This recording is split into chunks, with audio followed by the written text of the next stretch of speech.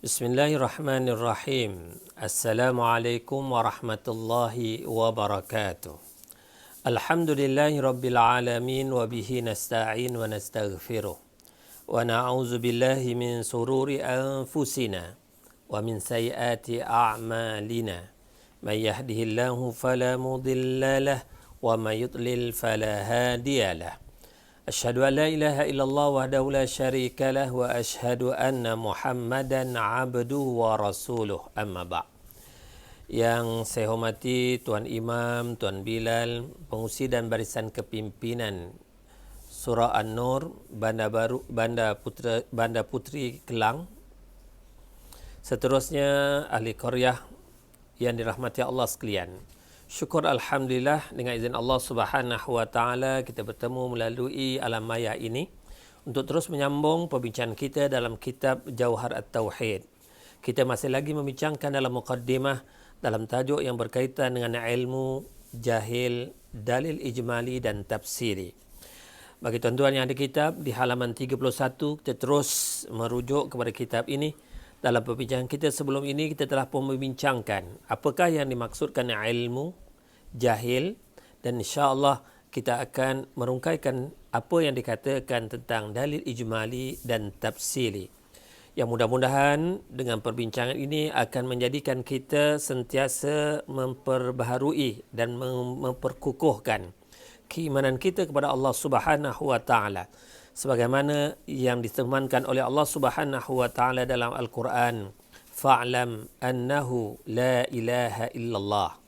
Yang bermaksud, maka ketahuilah bahawasanya tiada Tuhan yang layak disembah melainkan Allah Subhanahu wa taala. Justru setiap mukallaf, yakni orang-orang Islam yang berakal, merdeka, wajib memiliki keimanan yang mantap, yang jitu berdasarkan kepada dalil nakli, dan begitulah juga disokong oleh dalil akli. Dalam perbahasan ini kita akan menjelaskan tentang dalil ijmali dan dalil tafsili.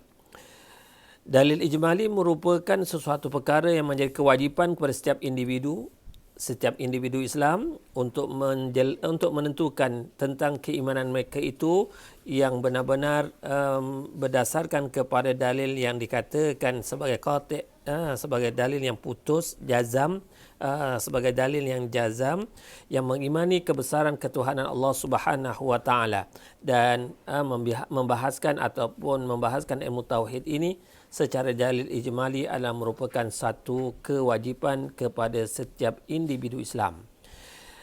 Namun dalam masa yang sama di kalangan ulama usuluddin menegaskan dalil tafsili, maka untuk menjelaskan tentang persoalan ilmu tauhid ini dikatakan dalil tafsili itu merupakan satu fardu kifayah yang perlu ada sekumpulan dari kalangan umat Islam yang dapat menguraikan dengan lebih detail, dengan lebih terperinci berkaitan dengan soal akidah, berkaitan dengan soal ilmu usuluddin ini. Apakah yang dikatakan dalil ijmali ini? Musannif menegaskan dalil ijmali itu adalah al-ma'juz an takririhi wa halla subahihi, yakni satu dalil yang tidak dapat menghuraikan dan tak dapat pula melepaskan segala keraguan. Ini adalah sesuatu yang nak digambarkan bahawa sesuatu dalil yang ada ia merupakan satu gambaran umum sahaja yang memerlukan kepada sokongan-dokongan kepada dalil-dalil yang lebih memberikan keyakinan untuk menjelaskan persoalan yang berkaitan dengan akidah ini. Manakala dalil tafsili pula dikatakan sebagai al-maqdur ala takririhi wa halla subahihi, yakni suatu dalil yang dapat mentakrirkan ataupun menghuraikan serta dapat pula melepaskan segala keraguan. Jadi kalau dalil itu dimasukkan dalam dalil yang dikatakan secara tafsili ataupun penghuraian yang lebih detail, yang lebih jelas, maka ia akan menghilangkan kesamaran, keraguan di dalam sesuatu perbahasan yang dikaitkan dengan ilmu kalam.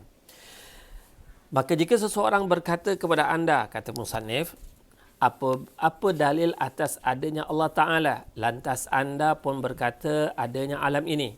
Sedangkan anda tak tahu jihah dilalah arah pendalilannya.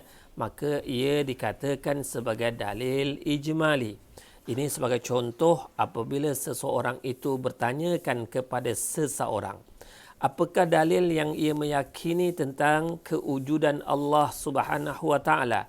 Lantas ia menggunakan dalil akal dengan menyatakan adanya Allah Subhanahu wa taala berdasarkan adanya alam ini, tanpa dapat menjelaskan secara terperinci berkaitan dengan bagaimana pengurusan pentadbiran yang Allah Subhanahu wa taala telah pun lakukan bagi membuktikan kewujudan Allah Subhanahu wa taala berdasarkan kepada wujudnya alam ini.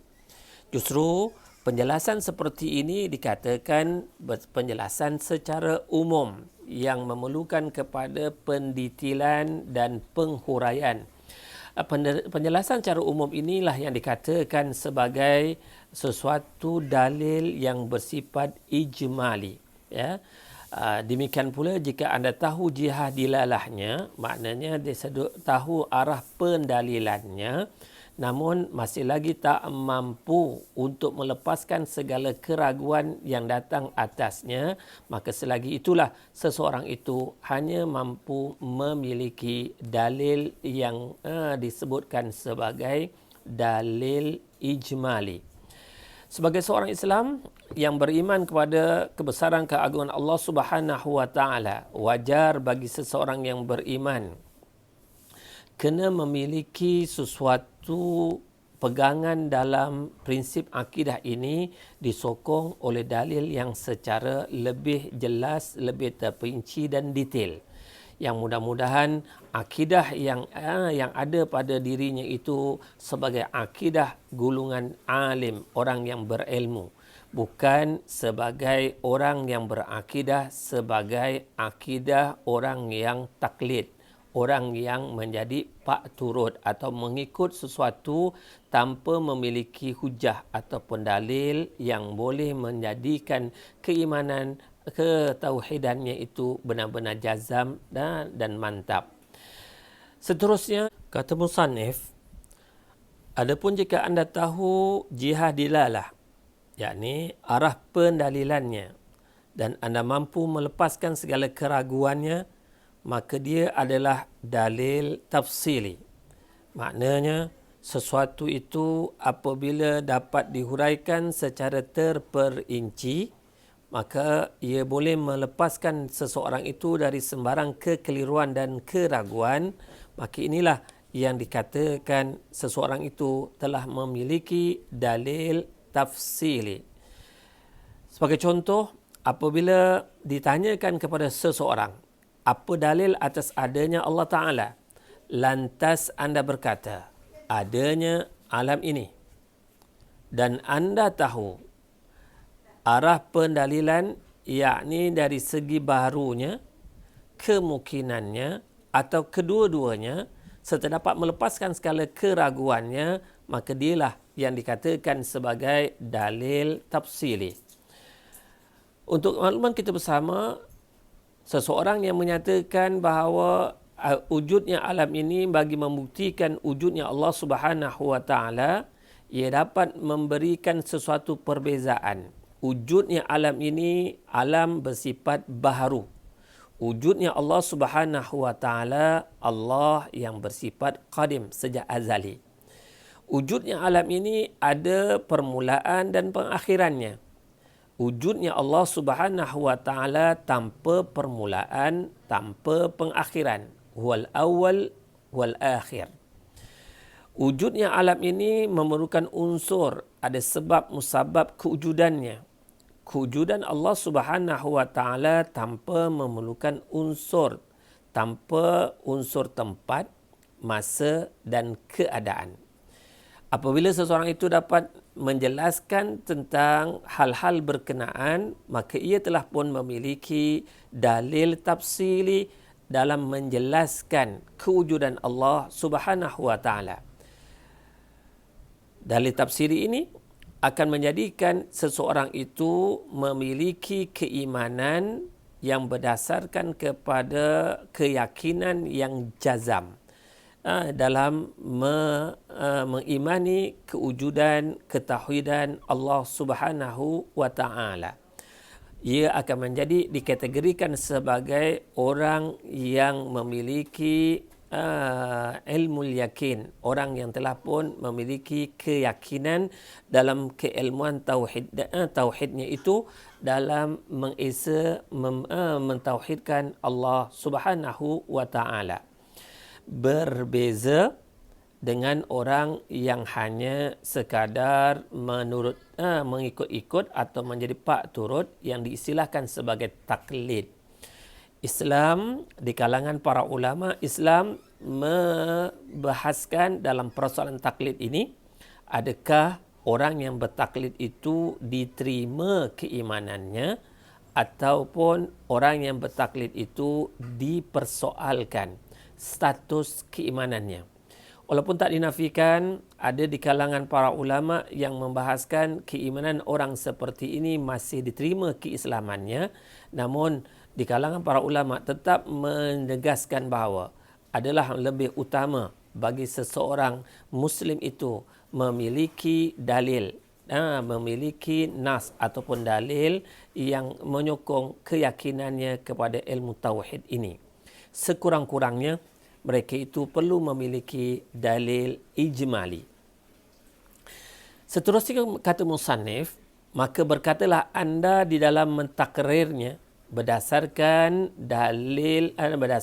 arah pendalilan yang pertama yang disebutkan oleh musannif, al-alamu hadisun wa kullu hadisin la buddalahu min muhdisin. Maksudnya, alam ini baru dan tiap-tiap yang baru haruslah ada baginya zat yang menjadikannya.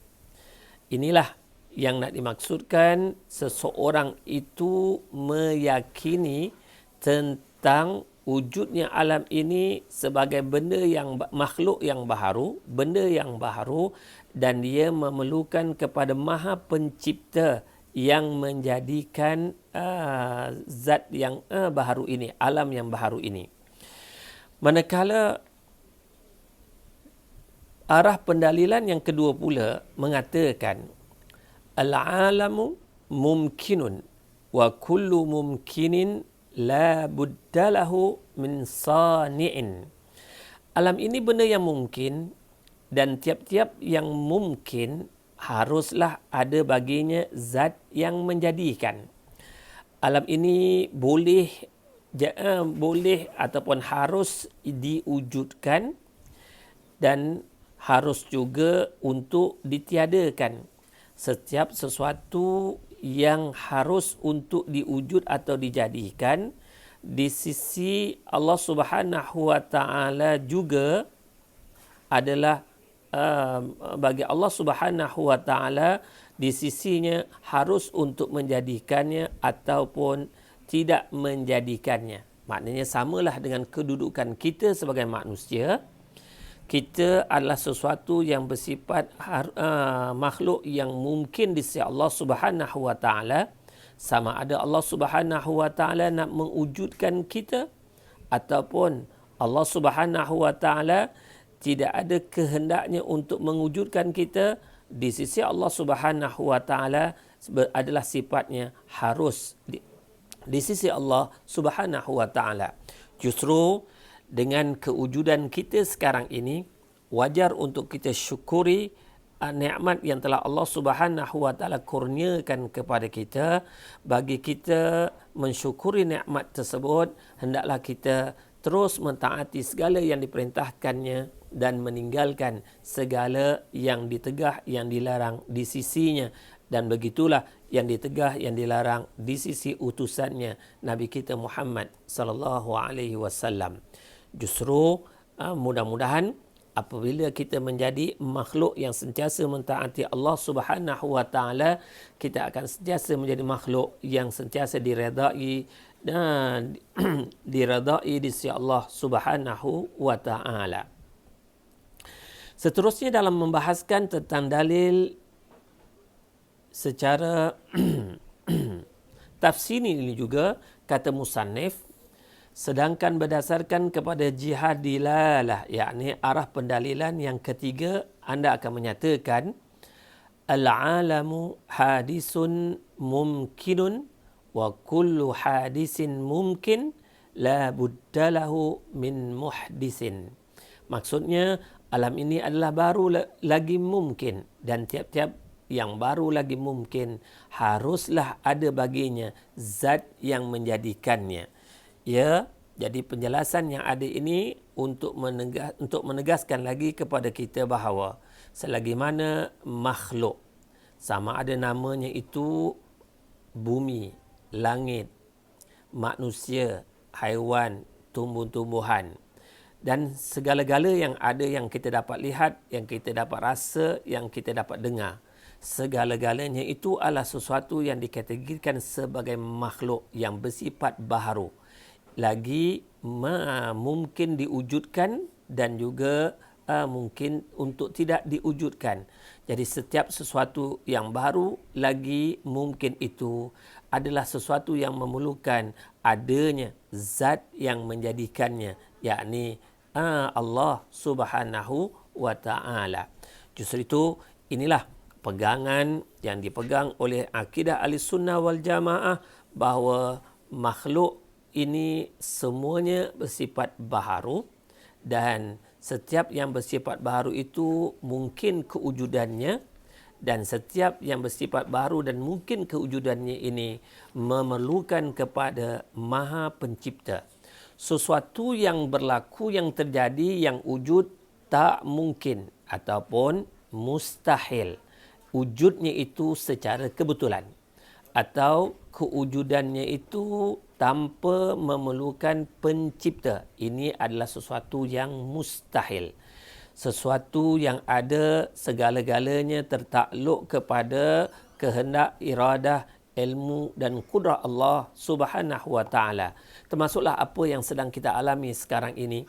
Seperti kita menghadapi COVID-19, sesuatu yang terjadi dan berlaku itu di sisi Allah Subhanahu wa taala sifatnya mungkin, dan sesuatu yang telah pun terjadi itu juga adalah tertakluk kepada kehendak dan takdir Allah Subhanahu wa taala. Sebab itulah dalam hal ini wajib untuk kita meyakini apa yang terjadi ia bukan secara kebetulan, tetapi ia memerlukan kepada kita memperkukuhkan keimanan dan keyakinan kita apa yang wujud itu segala-galanya dalam ketetapan yang ditakdirkan di sisi Allah Subhanahu wa taala, dan sesuatu yang ada dalam ilmu Allah Subhanahu wa taala. Mudah-mudahan melalui ujian yang Allah berikan ini semakin kukuh, semakin mantap keimanan dan ketakwaan kita kepada Allah Subhanahu wa taala, dan untuk kita terus memperbaiki keimanan kita kepada Allah Subhanahu wa taala. Justru kata musannif lagi, adapun orang yang menghafaz semua akidah dengan taklid, yakni orang yang hanya sekadar menghafaz persoalan ilmu tauhid ini untuk hanya menjadi pak turut, mengikut tanpa mengetahui dalilnya, maka di kalangan para ulama berselisih pendapat tentangnya. Seperti awal tadi saya katakan, dalam persoalan dalam persoalan berkaitan dengan pak turut ataupun taklid ini, di kalangan para ulama ada berselisih pendapat dan pandangan. Adakah keimanan orang seperti ini diterima di sisi ulama-ulama yang membahaskan ilmu kalam, ataupun keimanan keislaman mereka ini masih lagi dipersoalkan di kalangan ulama-ulama ilmu kalam. Walaupun ada yang menyatakan bahawa di kalangan para ulama masih lagi boleh menerima keimanan mereka ini, Namun di kalangan mereka ada yang menyatakan yang seperti yang disebutkan oleh musannif, dan yang paling sahih adalah bahawa dia itu dikira mukmin yang berbuat maksiat jika dia mampu untuk berfikir, dan tidak berbuat maksiat jika dia tidak mampu untuk berfikir. Di sini maknanya bagi seseorang itu yang ada keupayaan, diberikan oleh Allah Subhanahu wa taala keupayaan untuk mempelajari, untuk mendalami ilmu, dan dia secara sengaja tak mahu untuk mendalami ilmu pengetahuan, maka mereka itu, orang-orang yang taklid ini, di sisi ulama-ulama menerima mereka dari sudut keimanannya, namun dia dikira atau dikategorikan orang yang melakukan dosa ataupun maksiat. Namun jika ditakdirkan barangkali seseorang itu dikategorikan lembam ataupun lemah, tak ada keupayaan untuk berfikir secara mendalam, mendetail, maka mereka itu menjadi orang yang sekadar menjadi pak turut, maka keimanan mereka ini diterima, dikira masih lagi sebagai seorang mukmin, namun dia dikatakan oleh sebahagian para ulama yang dikatakan pandangan yang paling sahih, mereka tak dikategorikan sebagai orang yang berdosa.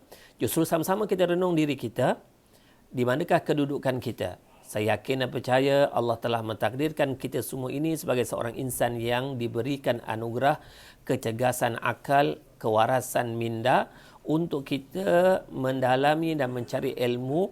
Mudah-mudahan dengan keupayaan yang Allah beri ini menjadikan diri kita berusaha untuk menambahkan ilmu, mencari ilmu, agar kita dijadikan ataupun dikategorikan sebagai insan yang dikatakan seorang mukmin yang memiliki dalil dalam berpegang kepada akidah yang sahih ini.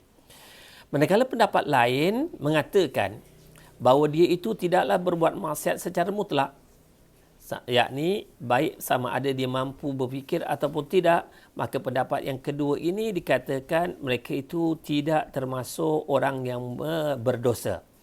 Dan pendapat yang ketiga pula, dia itu berbuat maksiat secara mutlak, dan lain ini mengatakan bahawa dia itu kafir.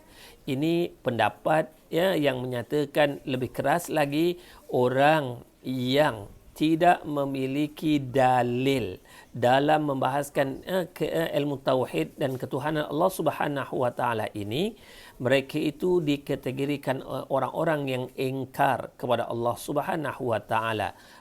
Dan ini pendapat yang keempat. Manakala yang terakhir pula adalah pendapat Imam Sanusi dalam Syarah Kubra. Ia mengecam pendapat yang mengatakan dengan cukupnya taklid, akan tetapi ada diriwayatkan dia itu dirujuk pada pendapat yang mengatakan dengan cukupnya taklid. Pendapat ini menyatakan bahawa seseorang yang bertaklid itu sudah memadai dari sudut keimanannya. Sekali lagi, dalam perbahasan ini saya ingin menarik perhatian tuan-tuan yang dirahmati Allah sekalian, supaya kita ini mengelakkan diri kita, berusahalah untuk mendalami bidang ilmu ini, khususnya dalam ilmu tauhid, kerana perbahasan yang penting dalam kehidupan kita sebagai seorang Islam, sebagaimana kata-kata yang menyatakan awwaluddin ma'rifatullah. Perkara pertama yang perlu ada pada setiap diri seseorang dalam kehidupannya ialah mengenali Maha Pencipta. Justru mengenali Maha Pencipta ini bukan hanya sekadar tahu secara menjadi pak turut, tapi hendaklah berdasarkan kepada ilmu. Seterusnya, kata-kata musannif dalam perbahasan ini, yahtajun litabyin, hal keadaan ilmu itu perlu kepada penjelasan. Tujuannya adalah untuk menerangkan sebab yang mendorong dalam menyusun kitab bernazam tentang ilmu usuluddin ini. Akan tetapi penjelasan yang dimaksudkan oleh musannif itu bukanlah penjelasan yang terlalu panjang ibaratnya, kerana dikhawatiri boleh menimbulkan kebosanan dan kejemuan. Inilah yang nak menyatakan bahawa musannif pengarang menjelaskan perlu kepada ilmu ini kepada penghuraian, penjelasan yang mudah dipahami, yang mudah untuk dipegang dan sesuatu yang boleh menambahkan lagi keyakinan seseorang kepada ilmu tauhid berdasarkan kepada ilmu, yakni berdasarkan kepada hujah ataupun dalil. Dan penjelasan yang mudah itu diharapkan mudah-mudahan akan mengelakkan ataupun akan dapat menjauhkan seseorang itu daripada menimbulkan kebosanan ataupun menimbulkan rasa kejemuan seseorang dalam cuba mendalami dan meneliti perbahasan yang berkaitan dengan ilmu tauhid ataupun yang berkaitan dengan perbahasan ilmu akidah. Yang mudah-mudahan dengan penjelasan yang ringkas, penjelasan yang mudah, tetapi dalam masa yang sama penjelasan yang ringkas dan mudah ini janganlah pula boleh menjadi sebab musabab yang akan merosakkan kepahaman seseorang dalam perbahasan ilmu tauhid yang ada. Justru itu, mudah-mudahan kita adalah insan-insan yang sedang untuk mendalami ilmu ini, yang mudah-mudahan dengan ilmu yang berdasarkan kepada dalil, nas atau hujah yang akan menjadikan diri kita semua sebagai insan-insan yang berpegang teguh kepada akidah Ahlussunnah wal Jamaah, dan lebih lagi kita di Malaysia ini yang berpegang kepada mazhab Syafi'i, akidah Ahlussunnah wal Jamaah, mazhab Syafi'i yang bukan hanya sekadar pak turut, tetapi kita sekurang-kurangnya memiliki dalil yang disebutkan sebagai dalil tafsili. Dan lebih baik, lebih elok jika kita mampu untuk menjadi orang yang memiliki dalil ataupun nas secara ijmali. Dan mudah-mudahan Allah merahmati kita semua, dan mudah-mudahan Allah Subhanahu wa taala memberikan ruang untuk kehidupan kita untuk mencari ilmu, menggali ilmu, dan mudah-mudahan orang yang mencari ilmu ini dipermudahkan oleh Allah Subhanahu wa taala untuk menuju ke syurganya. Man salaka tariqan yaltamis fihi ilma sahalallahu tariqa ilal jannah. Mudah-mudahan kita termasuk di dalam hadis ini orang yang menuju sesuatu tempat yang di tempat tersebut diadakan majlis ilmu, dipermudahkan oleh Allah Subhanahu wa taala untuk menuju ke syurga. Wabillahi taufiq wal hidayah. Wassalamualaikum warahmatullahi wabarakatuh. Bismillahirrahmanirrahim. Alhamdulillahi rabbil alamin, wassalatu wassalamu ala asyrafil anbiya'i wal mursalin wa ala alihi wa sahbihi ajma'in. Allahumma ja'alna minal ladzina yastami'una al-qawla fayattabi'una ahsana. Allahumma arinal haqqa haqqan warzuqna ittiba'ah wa arinal batila batila warzuqna ijtinabah. Ya muqallibal qulub, tsabbit qulubana ala dinik wa ta'atik. Allahumma arfa' ghadabaka 'anna, Allahumma arfa' sakhataka 'anna. Rabbana kshif 'anna al-'azab inna mu'minun, Rabbana kshif 'anna al-'azab inna mu'minun, Rabbana kshif 'anna al-'azab inna mu'minun.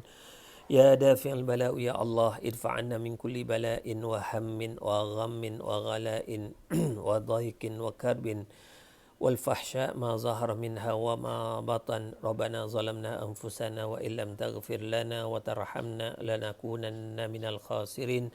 وصلى الله على سيدنا محمد وعلى آله وصحبه وبارك وسلم والحمد لله رب العالمين.